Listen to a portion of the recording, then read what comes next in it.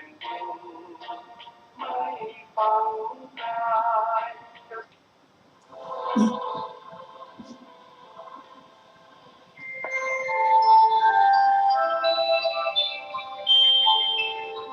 ขณะนี้ท่านกำลังฟังสถานีวิทยุกระจายเสียง FM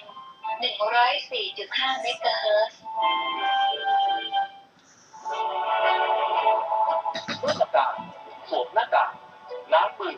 เว้นระยะห่างคงต้องทำต่อไปจนกว่าคนไทยจะได้รับวัคซีนมากพอและปลอดภัยร่วมมือกันอีกไม่นานแล้วเราจะยืนพร้อมกันอีกครั้งวัคซีนเพื่อสังคมไทยสู้โควิดจากกระทรวงสาธารณสุข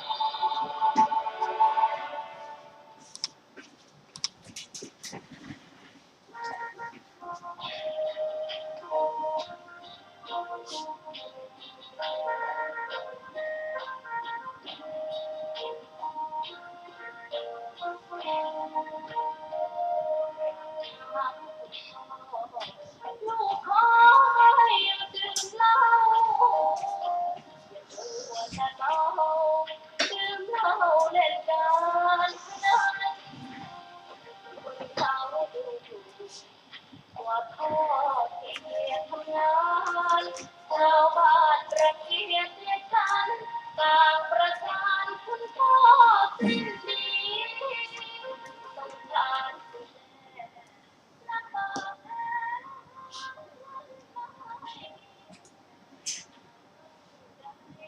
พ่อใช้จนหมดเท่าไม่มี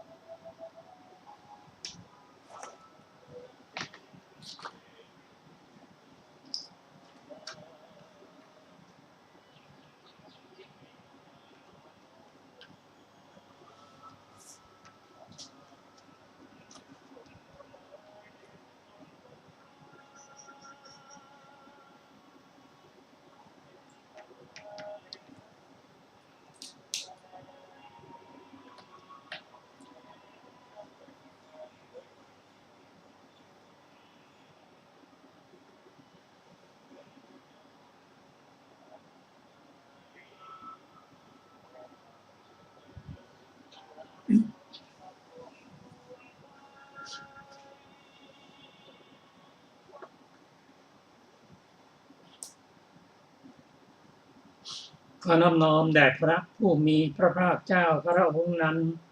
ซึ่งเป็นผู้ไกลจากกิเลสตรัสรู้ชอบได้โดยพระองค์เองสวัสดีครับท่านผู้ฟังที่เคารพครับ ท่านผู้ฟังกำลังรับฟังรายการศึกษาธรรมนำสุขมีเสนอให้ท่านผู้ฟังทุกวันศุกร์ตั้งแต่เวลา 14 นาฬิกาถึง 15 นาฬิกาวันนี้เราได้นำพระไตรปิฎกฉบับอรรถกถาเล่มที่ 30 สังยุตตนิกายมหาวรรคมาศึกษากันในเรื่อง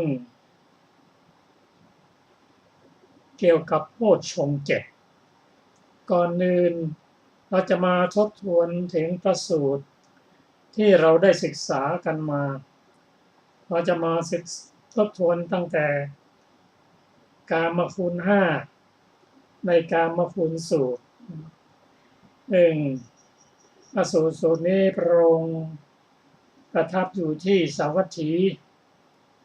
พระองค์ตรัสว่ากามคุณ 5นี้อย่างไรคือ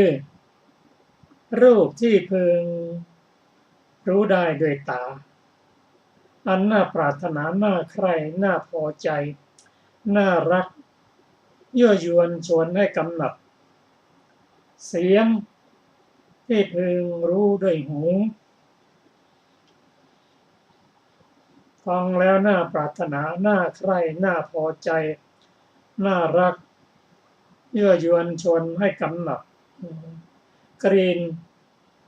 ที่พึงรู้ด้วยจมูกเป็นกลิ่นที่น่าปรารถนาน่าใคร่น่าพอใจน่ารักยั่วยวนชวนให้กำหนัดรสที่พึงรู้ด้วยลิ้นเป็นรสที่น่าปรารถนาน่าใคร่น่าพอใจน่ารักยั่วยวนชวนให้กำหนัดโผฏฐัพพะที่พึงรู้ด้วยการสัมผัสด้วยกายอันน่าปรารถนาน่าใคร่น่าพอใจน่ารักยั่วยวนชวนให้กำหนัดดูกันพิสูจน์หลายกามคุณ 5อย่างนี้แลเมื่อกามคุณอันน่าปรารถนาน่าใคร่น่าพอใจน่ารักประกอบด้วยกามชวนให้กำหนัดมากระทบแล้วถ้าไม่มีสติถ้าไม่เข้าใจจะเกิดฉันทราคะเกิดความพอใจยินดีอันนี้ก็คือตัณหาอ่อนๆก็กามคุณ 5นี้จะละได้โดยการเจริญอริยมรรคมีองค์ 8บอกว่าอริยมรรคองค์ 8นั้นประกอบด้วยความเข้าใจมีปัญญาเข้าใจมีสังกัปปะความตรึกมีสัมมาวาจาสัมมากัมมันตะสัมมาอาชีวะสัมมาสติและสัมมาสมาธิก็เราจะระงับได้โดยอริยมรรคองค์ 8ทีนี้สิ่งที่เราจะมาเข้าใจนั่นก็คือคำว่าอริยมรรคมีองค์ 8นั้นเป็นมรรคของพระอริยบุคคลซึ่งมีความสมบูรณ์มีความสมังคีทั้ง8องค์ด้วยกันส่วนบุคคลผู้ที่จะเข้าถึงอริยมรรคองค์ 8นั้นก็ต้องเริ่มตั้งแต่สุจริตสิกและต่อด้วยโลกิยมรรคเป็นมรรคที่ยังไม่สมบูรณ์ให้เกิดปัญญาในระดับของมรรค 7เริ่มตั้งแต่พระโสดาบันขึ้นไปอริยมรรคก็จะเดินยิ่งขึ้นโน้มไปหาการดับกิเลสทั้งหมด โน้มไปหานิพพาน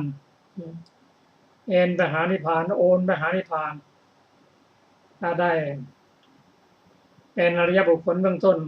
เป็นพระโสดาบันแล้วไม่มีความตกต่ำเป็นธรรมดามีแต่เจริญยิ่งขึ้นยิ่งขึ้นได้เป็นพระโสดาบันแล้วมุ่งหน้า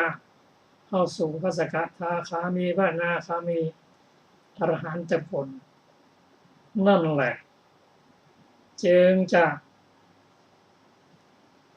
ตัดเสียสิ่งกามคุณห้าได้เราจะเห็นว่ากามคุณห้านะ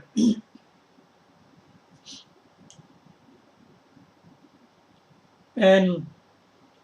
ผลงานของกรรมในอดีตในสิ่งที่ดีที่งามเกิดมาชาตินี้ก็เห็นรูปที่งามน่าใคร่น่าปรารถนาได้ยินเสียงได้กลิ่นได้รสได้สัมผัสที่ดี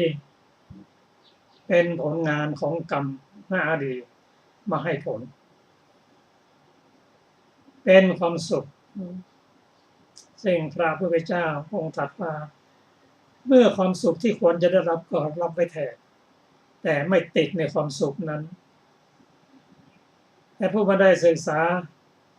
ไม่ได้ปฏิบัตินับแบบนั้นก็จะยินดี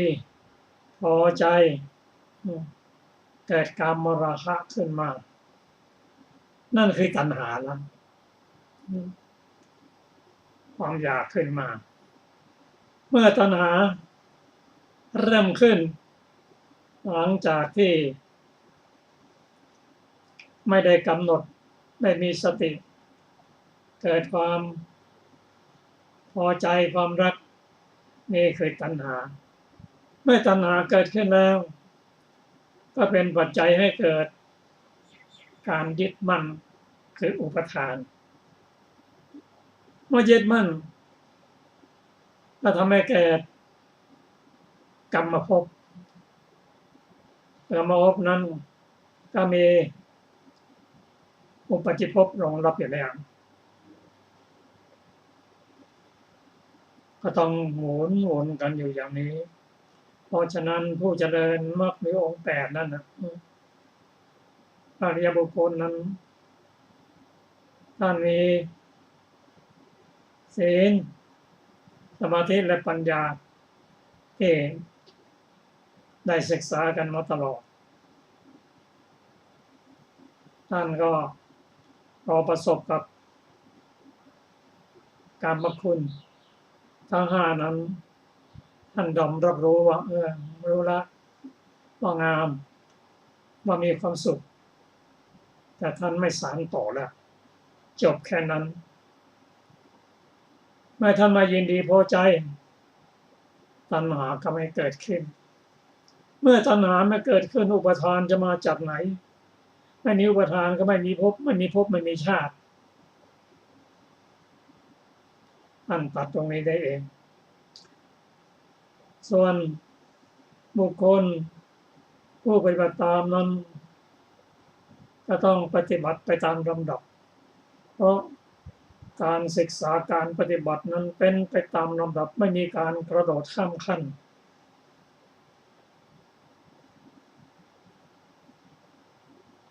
เริ่มตั้งแต่เป็นผู้ที่นำศีล5ศีล8มาปฏิบัติหรือปฏิบัติสุจริตเสร็จ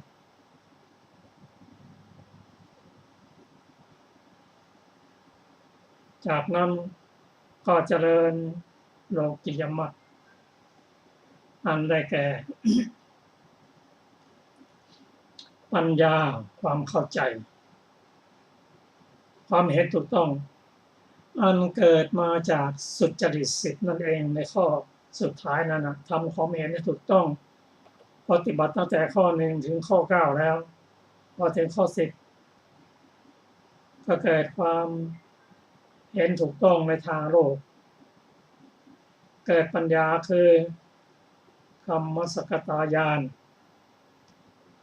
มีปัญญาแยกแยะในเรื่องการกระท โดยการคิดการพูดและการทำเห็นรู้ความเข้าใจถึงเรื่องของกรรมว่าบุคคลทำกรรมอย่างใดก็ต้องรับกรรมอย่างนั้นบุคคลมีกรรมเป็นของตนมีกรรมเป็นกำเนิดมีกรรมเป็นเผ่าพันธุ์มีกรรมเป็นที่พึ่งอาศัยทำกรรมอย่างไรก็ได้รับผลอย่างนั้นอันนี้เป็นปัญญาระดับหนึ่งซึ่งบุคคลถ้าเชื่อเรื่องผลของกรรมแล้วก็ลดความมัวเมาในความเชื่อที่ไม่มีเหตุมีผลลงไปได้มากก็เป็นการเริ่มตั้งแต่สัมมาทิฏฐิในทางโลกได้ละถัดมาก็เป็นการละการตรึกหรือวิตกที่เป็นอกุศลเช่นพยายามตรึกในเรื่องที่ห่างจากกรรมห่างจากกามดำริออกจากกามให้เห็นโทษของกามว่ากามนั้นให้มีผลที่เป็นความสุขเพียงเล็กน้อยเท่านั้นให้เห็นโทษของกรรมจึงดำริออกจากกรรมดำริออกจากการพยาบาทดำริออกจากการเบียดเบียนเป็นวิตกที่เป็นกุศลเรียกว่ากุศลวิตกก็คล้อยไปตามมรรคมีองค์8ในทางโลกิยะ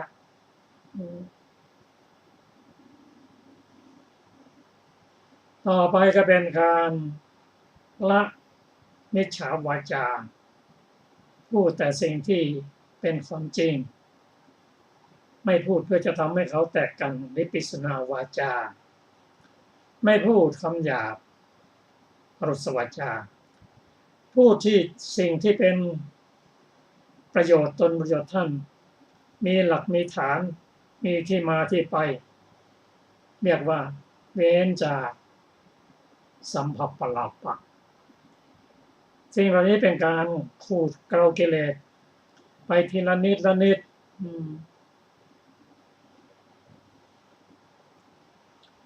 การสัมมาวายามะความพยายามที่โน้มไปในทางสัมมาประธาน4มีการสังวรระวังในตาหูจมูกลิ้นและกายไม่ให้กิเลสเข้ามาเมื่อกิเลสเข้ามาแล้วก็พยายามกำจัดออกไปโดยวิธีอะไร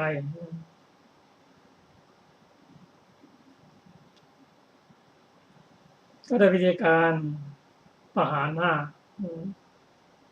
ได้แก่นิวรณ์ประหารในวันนี้คำบอกนี่คำมณประหารตาทางคณะประหารสมุทเฉทประหารตามลำดับสัมมาสติสัมมาสมาธิสัมมาสตินั่นก็เป็นการป้องกันไม่ให้กิเลสเข้ามาส่วนสัมมาสมาธิที่เราฝึกมีสมาธินั้นก็เป็นการกดข่มนิวรณ์5เท่านั้นแต่ยังไม่สามารถจะตัดขาดได้เด็ดขาดแต่โน้มไปในทางมรรคมีองค์8ในทางโลกิยะ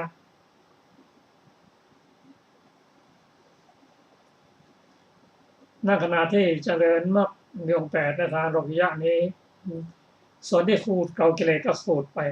ระหว่างนั้นก็กิเลสก็ลดลงส่วนสัมมาทิฏฐิในทางโลกิยะนักพิจารณาโดยใช้ฐาน กายเวทนาจิตและธรรมพิจารณาไปพิจารณาถ้าเราเอาพิจารณากายเอากายนั่นนะเป็นกรรมฐานโดยใช้หลักว่ารู้ยิ่งซึ่งกายรู้ความเกิดของกายรู้ความดับของกายรู้คุณด้วยความเป็นคุณของกายรู้โทษด้วยความเป็นโทษของกายแล้วก็เกิดปัญญาพิจารณาไปตามลำดับจนเกิดมีปัญญาเห็นความไม่เที่ยงเป็นทุกข์เป็นอนัตตาเกิดความเบื่อหน่ายคลายกำหนัดก็เป็นปัญญาตามลำดับของอย่าง16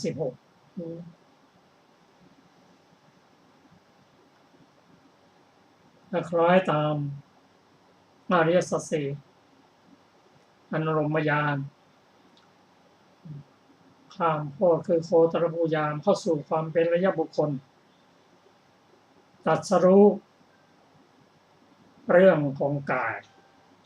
ที่เราพิจารณามาตามลำดับก็เป็นสมาธิทิแล้วสมาธิทินี้เป็นปัญญาที่ตรัสรู้อริยสัจสี่คือกายทุกข์กายนั้นเป็นทุกข์อริยสัจตัณหาในอดีตที่เรามาเกิดกายเป็นสมุทัยนิโรธที่เพิ่งตรัสรู้เรื่องกายเป็นสมาธินะเป็นการดับส่วนทางนั้นก็คืออริยมรรคที่เราจะเดินมาตั้งแต่สุดจริตสิกและเข้าสู่โลกิยมรรคและระหว่างที่ปฏิบัติมรรคองค์8นี้ปัญญาก็ดับกิเลสเป็นขั้นๆไปในระหว่างนั้นตัวมรรคมีองค์8นั้นก็ส่วนที่ฟูดขัดเกลากิเลสก็ขัดเกลาไปตาม2ทางกันเพราะฉะนั้นอริยมรรคองค์8นั้นจึงมีส่วนที่ทำให้โลภะโทสะโมหะลดลงระดับลงในที่สุดเมื่อไม่มีโลภะโทสะโมหะแล้วทุกสิ่งทุกอย่างก็ดับลงจะเป็นเรื่องการแสวงหา3ก็ตามจบหมดสิ้นวันนี้เราจะมาเพิ่มเติมนิดหน่อยถึงเรื่องนิวรณ์ขณะเคลื่อนไปหน่อยซึ่งนิวรณ์5นั้นโนนิวรณ์5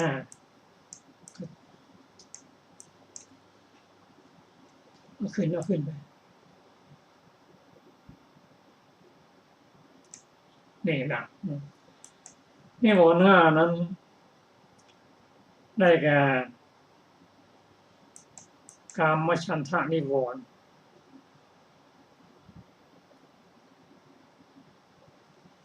พยาปาทะนิวรณ์ถีนมิทะอุทธัจจะกุปกุจจะและวิจิกิจฉานิวรณ์ก็มีอาหารเหมือนกันอาหารของนิวรณ์5ได้แก่การไม่พิจารณาได้แยกคายเรียกว่าอโยนิโสมนสิการเป็นอาหารของนิวรณ์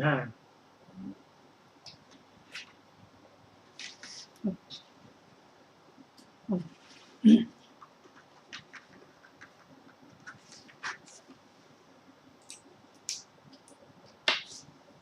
ล้วก็ขอเชิญอาจารย์สรภา สวัสดีค่ะท่านผู้ฟังทุกท่าน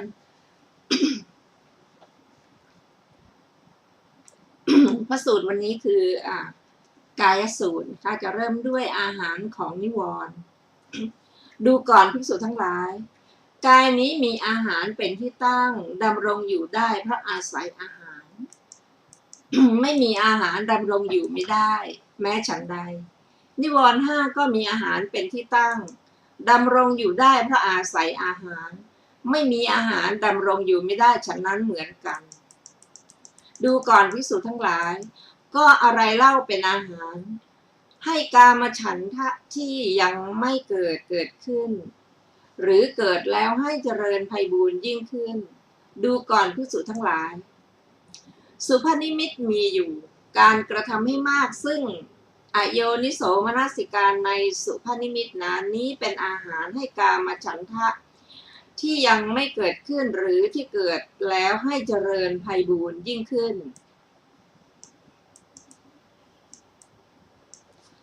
ดูก่อนภิกษุทั้งหลายก็อะไรเล่าเป็นอาหารให้พยาบาทที่ยังไม่เกิดขึ้นหรือที่เกิดแล้วให้เจริญไพบูลย์ยิ่งขึ้นดูก่อนภิกษุทั้งหลายปฏิฆานิมิตมีอยู่การกระทำให้มากซึ่งอโยนิโสมนสิการในปฏิฆานิมิตนั้นนี้เป็นอาหารให้พยาบาทที่ยังไม่เกิดขึ้นหรือที่เกิดขึ้นแล้วให้เจริญไพบูลย์ยิ่งขึ้นดูก่อนภิกษุทั้งหลายก็อะไรเล่าเป็นอาหารให้ถีนมิทะที่ยังไม่เกิดขึ้นหรือที่เกิดแล้วให้เจริญไพบูลย์ยิ่งขึ้นดูก่อนภิกษุทั้งหลายความไม่ยินดีความเกียจคร้านความบิดขี้เกียจความเมาอาหารความที่ใจหดหู่มีอยู่การกระทำให้มากซึ่งอโยนิโสมนสิการในสิ่งเหล่านั้นนี้เป็นอาหารให้ถีนมิทะที่ยังไม่เกิดขึ้นหรือที่เกิดขึ้นแล้วให้เจริญไพบูลย์ยิ่งขึ้น ดูก่อนภิกษุทั้งหลายก็อะไรเล่าเป็นอาหารให้อุทธัจจะกุกุจจะที่ยังไม่เกิดขึ้นหรือที่เกิดแล้วให้เจริญไพบูลย์ยิ่งขึ้นดูก่อนภิกษุทั้งหลายความไม่สงบใจมีอยู่การกระทำให้มากซึ่งอโยนิโสมนสิการในความไม่สงบใจนั้นนี้เป็นอาหารให้อุทธัจจะกุกุจจะที่ยังไม่เกิดขึ้นหรือที่เกิดขึ้นแล้วให้เจริญไพบูลย์ยิ่งขึ้นดูก่อนภิกษุทั้งหลายก็อะไรเล่าเป็นอาหารให้วิจิกิจฉาที่ยังไม่เกิดขึ้นหรือที่เกิดแล้วให้เจริญไพบูลย์ยิ่งขึ้นดูก่อนภิกษุทั้งหลายธรรมทั้งหลายอันเป็นที่ตั้งแห่งวิจิกิจฉามีอยู่การกระทำให้มากซึ่งอโยนิโสมนสิการในธรรมเหล่านั้นนี้เป็นอาหารให้วิจิกิจฉาที่ยังไม่เกิดขึ้นหรือที่เกิดขึ้นแล้วให้เจริญไพบูลย์ขึ้นดูก่อนภิกษุทั้งหลายกายนี้มีอาหารเป็นที่ตั้งดำรงอยู่ได้เพราะอาศัยอาหารไม่มีอาหารดำรงอยู่ไม่ได้แม้ฉันใดนิวรณ์ห้าเหล่านี้ก็มีอาหารเป็นที่ตั้งดำรงอยู่ได้เพราะอาศัยอาหารไม่มีอาหารดำรงอยู่ไม่ได้ฉะนั้นเหมือนกันหัวข้อต่อไปอาหารของโพชฌงค์เจ็ดดูก่อนภิกษุทั้งหลายกายนี้มีอาหารเป็นที่ตั้งดำรงอยู่ได้เพราะอาศัยอาหารไม่มีอาหารดำรงอยู่ไม่ได้แม้ฉันใดโพชฌงค์เจ็ดก็มีอาหารเป็นที่ตั้งดำรงอยู่ได้เพราะอาศัยอาหารไม่มีอาหารดำรงอยู่ไม่ได้ฉะนั้นเหมือนกันดูก่อนภิกษุทั้งหลายก็อะไรเล่าเป็นอาหารให้สติสัมโพชฌงค์ที่ยังไม่เกิดขึ้นหรือที่เกิดขึ้นแล้วให้เจริญบริบูรณ์ดูก่อนภิกษุทั้งหลายธรรมทั้งหลายเป็นที่ตั้งแห่งสติสัมโพชฌงค์มีอยู่การกระทำให้มากซึ่งโยนิโสมนสิการในธรรมเหล่านั้นนี้เป็นอาหารให้สติสัมโพชฌงค์ที่ยังไม่เกิดขึ้นหรือที่เกิดขึ้นแล้วให้เจริญบริบูรณ์ดูก่อนภิกษุทั้งหลายก็อะไรเล่าเป็นอาหารให้ธรรมวิจยะสัมโพชฌงค์ที่ยังไม่เกิดขึ้น หรือที่เกิดขึ้นแล้วให้เจริญบริบูรณ์ดูก่อนภิกษุทั้งหลายธรรมทั้งหลายที่เป็นกุศลและอกุศลที่มีโทษและไม่มีโทษที่เลวและประณีตที่เป็นฝ่ายดำและฝ่ายขาวมีอยู่การกระทำให้มีซึ่งโยนิโสมนสิการในธรรมเหล่านั้นนี้เป็นอาหารให้ธรรมวิจัยสัมโพชฌงค์ที่ยังไม่เกิดขึ้นหรือที่เกิดขึ้นแล้วให้เจริญบริบูรณ์ดูก่อนภิกษุทั้งหลายก็อะไรเล่าเป็นอาหารให้วิริยะสัมโพชฌงค์ที่ยังไม่เกิดขึ้นหรือที่เกิดขึ้นแล้วให้เจริญบริบูรณ์ดูก่อนภิกษุทั้งหลายความริเริ่มความพยายามความบักบั่นมีอยู่การกระทำให้มากซึ่งโยนิโสมนสิการ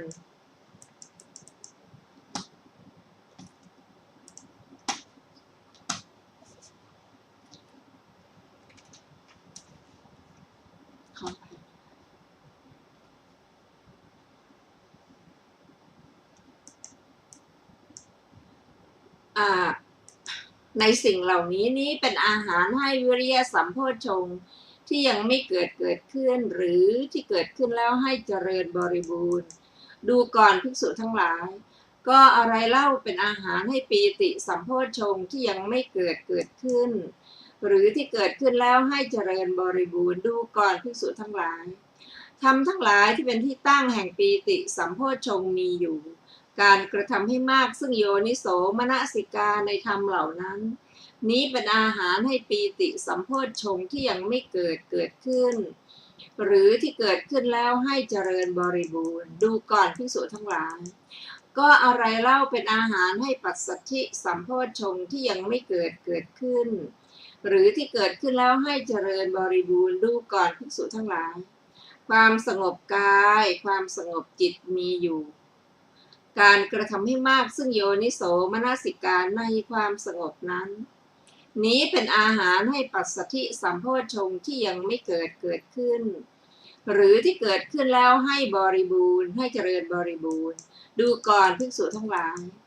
ก็อะไรเล่าเป็นอาหารให้สมาธิสัมโพชฌงค์ที่ยังไม่เกิดขึ้นหรือที่เกิดขึ้นแล้วให้เจริญบริบูรณ์ดูก่อนภิกษุทั้งหลายสมาธินิมิตอภยคนิมิตมีอยู่การกระทำให้มากซึ่งโยนิโสมนสิการในนิมิตนั้นนี้เป็นอาหารให้สมาธิสัมโพชฌงค์ที่ยังไม่เกิดขึ้นหรือที่เกิดขึ้นแล้วให้เจริญบริบูรณ์ดูก่อนภิกษุทั้งหลายก็อะไรเล่าเป็นอาหารให้อุเบกขาสัมโพชฌงค์ที่ยังไม่เกิดขึ้นหรือที่เกิดขึ้นแล้วให้เจริญบริบูรณ์ดูก่อนภิกษุทั้งหลายธรรมทั้งหลายเป็นที่ตั้งแห่งอุเบกขาสัมโพชฌงค์มีอยู่การกระทำให้มากซึ่งโยนิโสมนสิการในธรรมเหล่านั้นนี้เป็นอาหารให้อุเบกขาสัมโพชฌงค์ที่ยังไม่เกิดขึ้นหรือที่เกิดขึ้นแล้วให้เจริญบริบูรณ์ดูก่อนภิกษุทั้งหลายกายนี้มีอาหารเป็นที่ตั้งดำรงอยู่ได้เพราะอาศัยอาหารไม่มีอาหารดำรงอยู่ไม่ได้แม้ฉันใดโภชงค์เจ็ดเหล่านี้ก็มีอาหารเป็นที่ตั้งดำรงอยู่ได้เพราะอาศัยอาหารไม่มีอาหารดำรงอยู่ไม่ได้ฉะนั้นเหมือนกันจบกายสูตรที่2และมีอรรถกถาของกายสูตรมีวินิจฉัยดังต่อไปนี้บทว่าอาหารัติโกคือกายนี้ดำรงอยู่ได้ เพราะปัจจัยบทว่าอาหารังปฏิจจะได้แก่อาศัยปัจจัยบทว่าสุภนิมิตตังได้แก่แม้สิ่งที่งามก็เป็นสุภนิมิต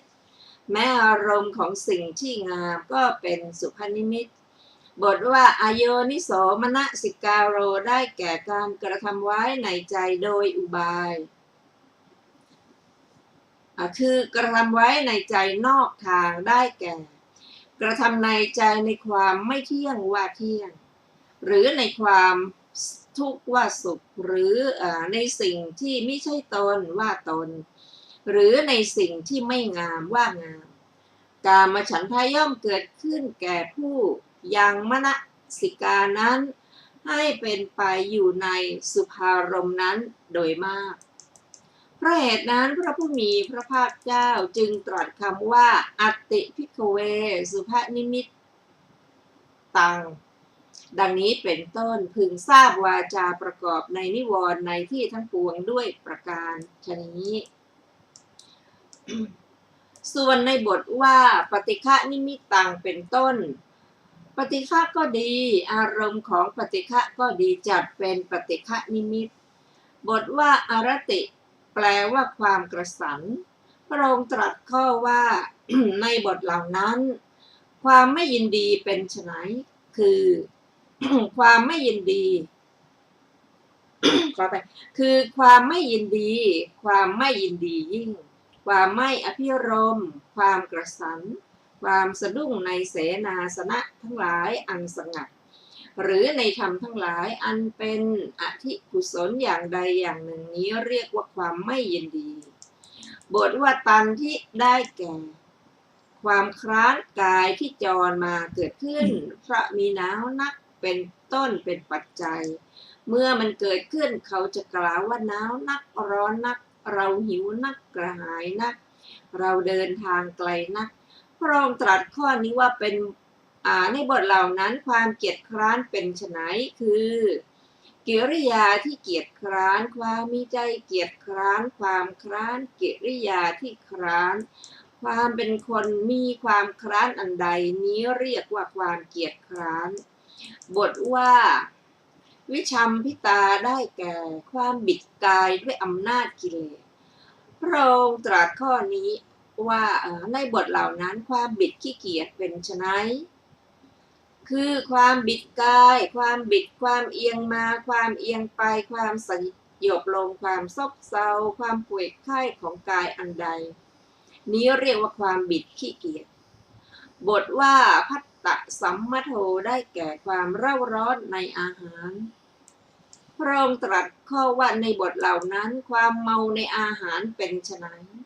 ความสงบในอาหารลำบากในอาหารความเร่าร้อนในอาหารความอ้วนของกายของคนผู้บริโภคอันใดอันนี้เรียกว่าคนเมาในอาหารความเมาในอาหารต่อบทว่าเจตโสลินัตตังได้แก่อาการหดหู่ของจิตพระองค์ตรัสข้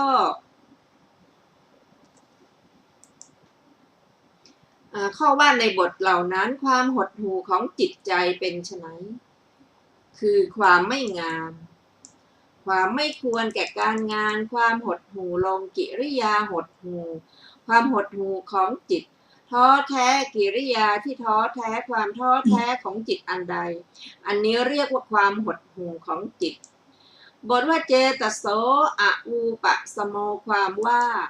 อาการไม่สงบของจิตเหมือนคนนั่งก่อไฟมีแต่ถ่านปราศจากเปลวไฟและเหมือนคนนั่งไม่ก่อไฟในที่สุมบาปฉะนั้นแต่โดยเนื้อความนั้นเป็นความฟุ้งซ่านรำคาญแท้บทว่าวิจิกิจฉาตถานิยาธรรมาได้แก่ธรรมเป็นอารมณ์ของวิจิกิจฉา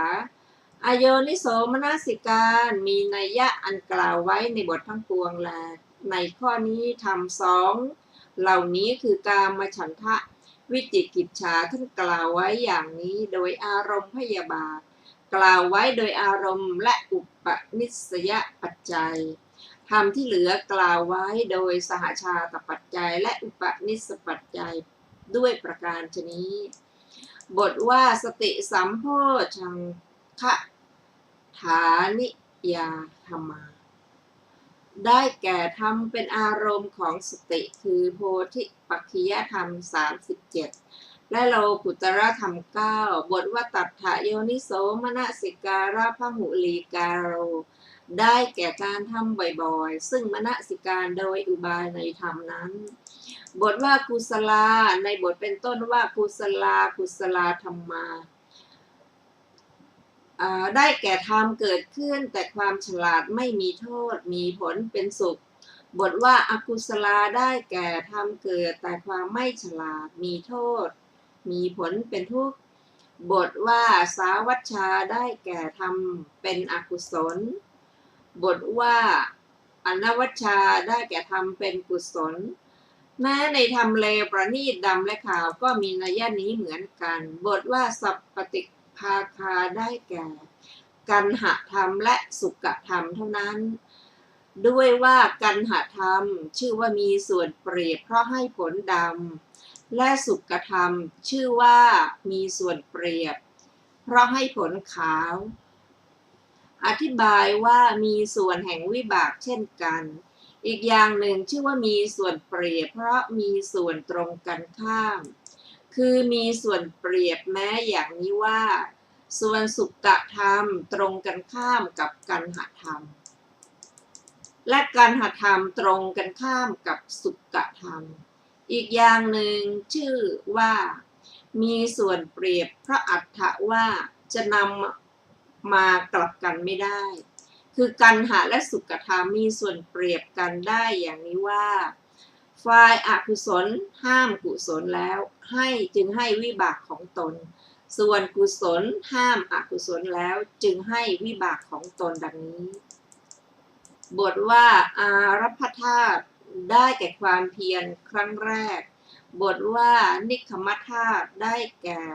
ความเพียรมีกำลังนั้นเพราะออกจากความเกียจคร้านบทว่าปรักกมธาตุได้แก่ความเพียรมีกำลังกว่านั้นเพราะเป็นเหตุก้าวไปข้างหน้าคือฐานะเพราะฉะนั้นท่านจึงกล่าวด้วยบท3บทว่าปีติสัมโพชังคะฐานิยาได้แก่ทำเป็นอารมณ์ของปีติบทว่ากายปัสสัทธิได้แก่ความสงบแห่งขันธ์ 3. บทว่าจิตตปัสสัทธิได้แก่ความสงบแห่งวิญญาณขันธ์บทว่าสมาธินิมิตตังได้แก่สมถะบ้างอารมณ์ของสมถะบ้างบทว่าอัพพยัคฆนิมิตตังเป็นไวยพจน์ของบทว่าสมาธินิมิตตังนั้นบทว่าอุเบกขาสัมโพชังคัฏฐานิยาได้แก่ทำเป็นอารมณ์ของอุเบกขาแต่โดยเนื้อความพึงทราบอาการอันเป็นกลางว่าธรรมทั้งหลายเป็นที่ตั้งแห่งอุเบกขาในข้อนี้สติธรรมวิจยะและอุเบกขาสัมโพชฌงค์ท่านกล่าวไว้โดยความเป็นอารมณ์อย่างนี้ธรรมทั้งหลายที่เหลือท่านกล่าวไว้โดยความเป็นอารมณ์บ้างโดยความเป็นอุปนิสัยบ้างจบอรรถกถากายสูตรที่2ต่อไปเป็นศีลสูตรการหลีกออก2วิธีดูก่อนภิกษุทั้งหลายภิกษุเหล่าใดเป็นผู้ถึงพร้อมด้วยศีลเป็นผู้ถึงพร้อมด้วยสมาธิเป็นผู้ถึงพร้อมด้วยปัญญาเป็นผู้ถึงพร้อมด้วยวิมุตติเป็นผู้ถึงพร้อมด้วยวิมุตติญาณทัศนะการได้เห็นภิกษุเหล่านั้นก็ดีการได้ฟังภิกษุเหล่านั้นก็ดีการเข้าไปนั่งใกล้ภิกษุเหล่านั้นก็ดีการระลึกถึงภิกษุเหล่านั้นก็ดีแต่ละอย่างเรากล่าวว่ามีอุปการะมากข้อนั้นเพราะเหตุไรเพราะว่าผู้ที่ได้ฟังธรรมของภิกษุเห็นปานนั้นแล้วย่อมหลีกออกอยู่ด้วย2วิธีคือหลีกออกด้วยกาย2หลีกออกด้วยจิต1เธอหลีกออกอยู่อย่างนั้นแล้วย่อมระลึกถึงย่อมตรึกถึงธรรมนั้นดูก่อนภิกษุทั้งหลายสมัยใดภิกษุหลีกออกอยู่อย่างนั้นแล้วย่อมระลึกถึงย่อมตรึกถึงธรรมนั้นสมัยนั้นสติสัมโพชฌงค์เป็นอันภิกษุปรารภแล้วภิกษุย่อมชื่อว่าเจริญสติสัมโพชฌงค์สติสัมโพชฌงค์ของภิกษุย่อมถึงความเจริญบริบูรณ์เธอมีสติอยู่อย่างนั้นย่อมเลือกเฟ้นตรวจตราถึงความพินิจพิจารณาธรรมนั้นด้วยปัญญาดูก่อนภิกษุทั้งหลายสมัยใดภิกษุมีสติอยู่อย่างนั้นย่อมเลือกเฟ้นตรวจตราถึงความพินิจพิจารณาธรรมนั้นด้วยปัญญา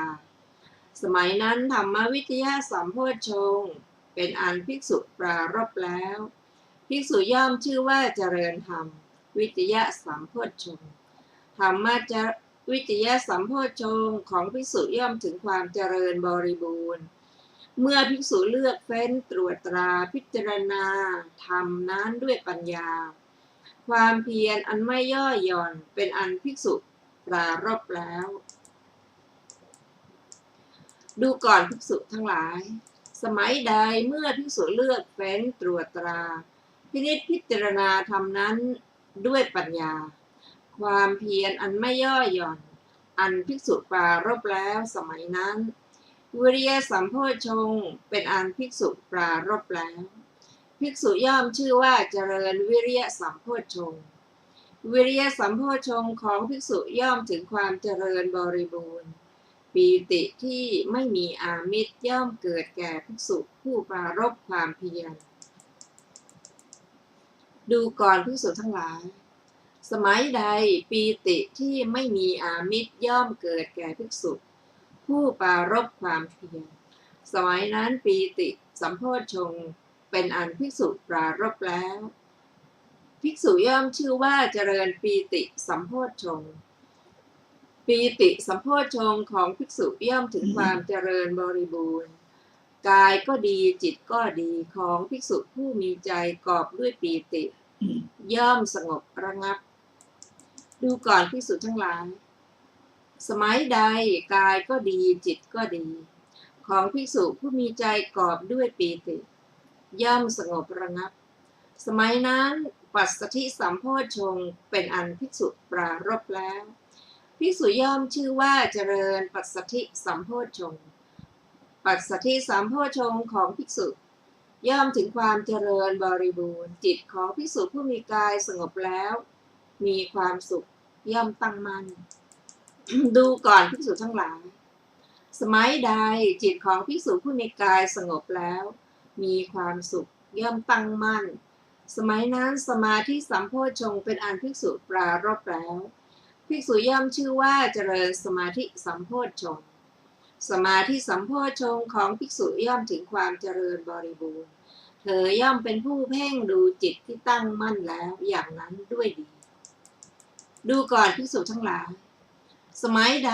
ภิกษุย่อมเป็นผู้เพ่งดูจิตที่ตั้งมั่นแล้วอย่างนั้นด้วยดีสมัยนั้นอุเบกขาสัมโพชฌงค์เป็นอันภิกษุปรารภแล้วภิกษุย่อมชื่อว่าเจริญอุเบกขาสัมโพชฌงค์อุเบกขาสัมโพชฌงค์ของภิกษุย่อมถึงความบริบูรณ์ถึงความเจริญบริบูรณ์ดูก่อนภิกษุทั้งหลายเมื่อโพชฌงค์7อันภิกษุเจริญแล้วอย่างนี้กระทำให้มากแล้วอย่างนี้พลานิสงส์7ประการอันเธอพึงหวังได้พลานิสงส์7ประการเป็นไฉนคือ 1. ในปัจจุบันจะได้บรรลุอรหัตผลโดยพลัน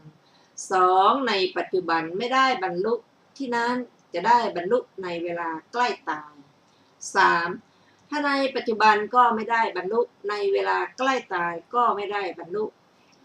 ที่นั้นจะได้เป็นพระอนาคามีผู้มีอันตราปรินิพพายีเพราะสังโยชน์เบื้องต่ำ5สิ้นไป 4. ถ้าในปัจจุบันก็ไม่ได้บรรลุในเวลาใกล้ตายก็ไม่ได้บรรลุและไม่ได้เป็นพระอนาคามีผู้อันตราปรินิพพายีเพราะสังโยชน์เบื้องต่ำ5สิ้นไปทีนั้นก็จะได้เป็นพระอนาคามีผู้อุปหัจจะปรินิพพายีเพราะสังโยชน์เบื้องต่ำ5สิ้นไป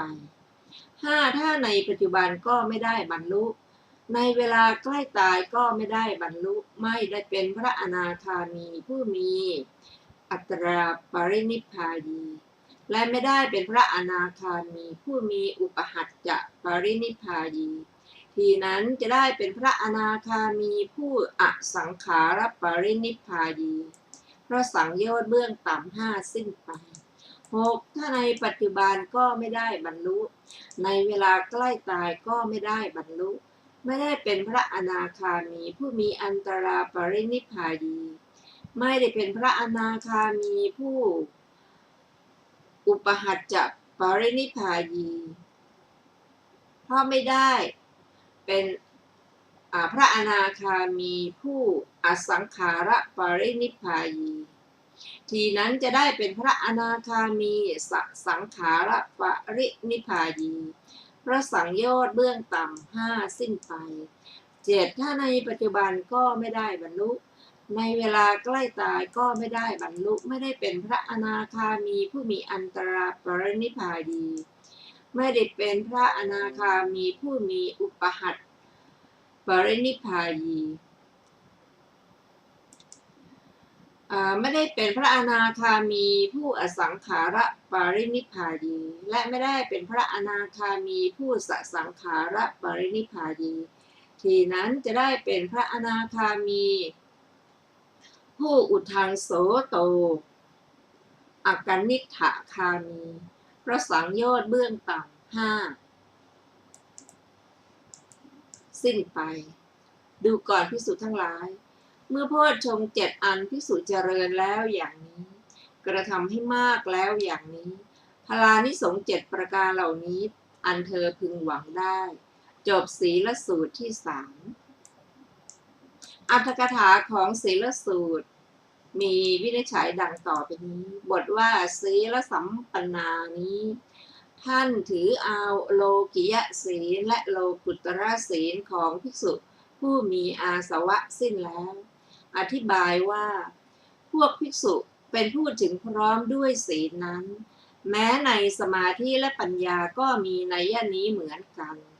ส่วนความหลุดพ้นเป็นผลปิณฑลวิมุตติเท่านั้นวิมุตติญาณทัศนะเป็นปัจจเวคขณญาณในข้อนี้ธรรมมีศีลเป็นต้นเป็นทั้งโลกิยะและโลกุตระอย่างนี้วิมุตติเป็นโลกุตระวิมุตติญาณทัศนะเป็นโลกิยะเท่านั้นบทว่าทัศนะทัศนำปะหังตัดบทเป็นทัศนังปิอหังก็การได้เห็นนี้นั้นมี2อย่างคือการเห็นด้วยจักษุหนึ่งการเห็นด้วยญาณหนึ่ง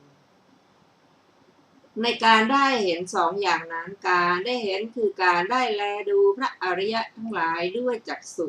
อันเลื่อมใสชื่อว่าการได้เห็นด้วยจักษุส่วนการได้เห็นลักษณะอันพระอริยะเห็นแล้วและการแทงตลอดลักษณะอันพระอริยะแทงตลอดแล้วด้วยญาณด้วยวิปัสสนาหรือด้วยมรรคและผลคือว่าการได้เห็นด้วยญาณ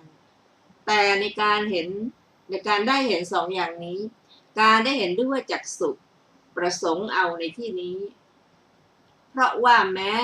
การได้แลดูพระอริยะด้วยจักษุอันเลื่อมใสมีอุปการะมากทีเดียวบทว่าสวนังได้แก่การได้ฟังด้วยหูต่อบุคคลทั้งหลายผู้กล่าวอยู่ว่า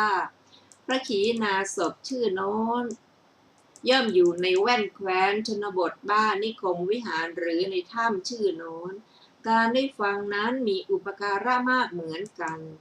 บทว่าอุปสังกัมมัง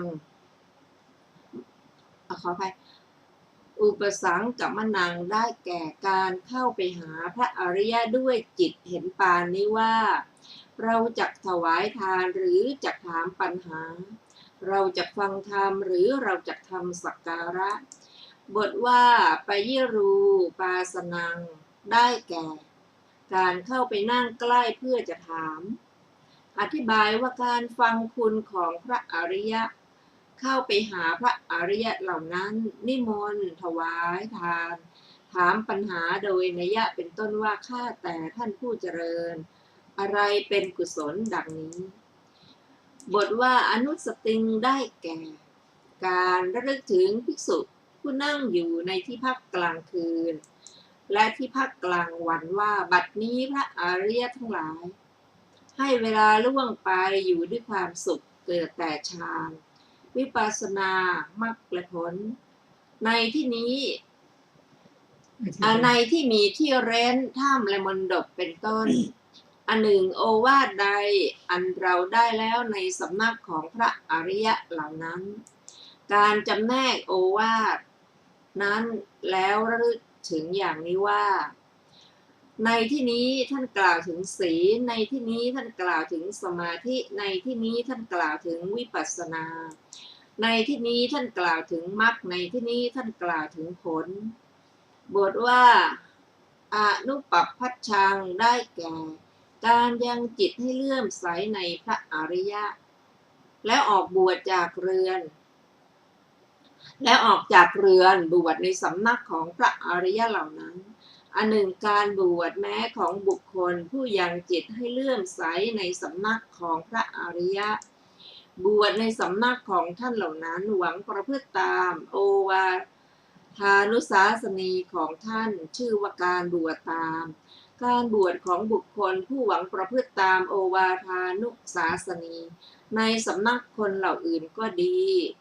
ของบุคคลผู้บวชในที่อื่นด้วยความเลื่อมใสในพระอริยะหวังประพฤติตามโอวาทานุสาสนีในสำนักของพระอริยะก็ดีชื่อว่าการบวชตาม ส่วนในการบวชของคนผู้บวชในสำนักของเจ้าลัทธิอื่นด้วยความเลื่อมใสในเจ้าลัทธิอื่นหวังประพฤติตามโอวาทานุสาสนีของเจ้าลัทธิอื่นไม่ชื่อว่าบวชตามท่านผู้ฟังที่เคารพค่ะวันนี้รายการศึกษาธรรมนำสุขก็ได้หมดเวลาลงแล้ว ขอขอบคุณท่านผู้ฟังทุกท่านที่ได้ติดตามไปศึกษาร่วมกันนะเราจะพบกันใหม่ในวันศุกร์หน้าเวลาเดียวกันนี้นะคะก็ขอความเจริญในธรรมยิ่งมีแด่ท่านผู้ฟังทุกท่านวันนี้เราก็ลาไปก่อนนะคะสวัสดีค่ะ วันนี้ครับ